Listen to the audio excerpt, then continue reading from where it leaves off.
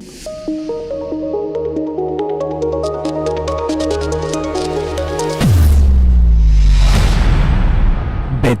Clouds TV, empowering lives.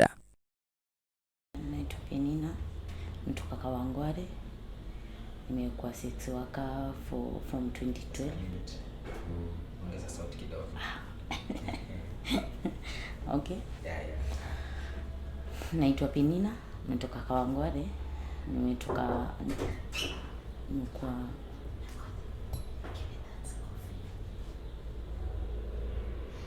coffee. Ilikuwa promotion. Ilikuwa cake. Just one. Sasa sisi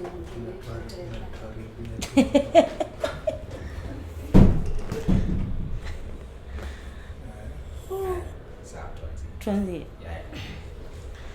Naitwa Penina, nimetoka Kawangware. Nimekuwa 6 waka from 2012. Na najaribingi kutoka na shindwa, and that's why nimekuja huku ndo nipate usaidizi.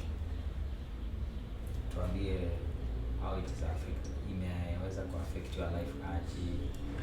Imeni affect sana because ukiuko nje lazima uko mtu wa drugs. Kitu ya kwanza lazima uingilie vitu mingi kama wizi, kama kutumia pombe, masigara, banki. Sasa imekuwa ikini affect mimi sana. Pia kunidhuru afya. Bado miaka zinaenda, so nikaona nikuje nitafute usaidizi. So haijakuwa rahisi kwangu. That's why I'm here today. So unaamini kwamba kwa sababu umekuja hapo utapata usaidizi? Nimeamini, na vile niliingia kwa hiyo mlango niliamini, na nitarudi home nikiwa siko the same vile niliingia. Naye huyu mami kazi yake ni kuuza mwili. Unauzanga pesa ngapi? Unaudhuka kiate? Nasema ndio nikuje mimi sasa, siku ni mzuri. Utaitisha ngapi?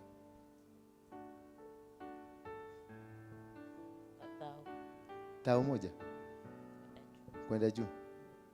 Wanatoanga na hakuna kitu kingine unatumia?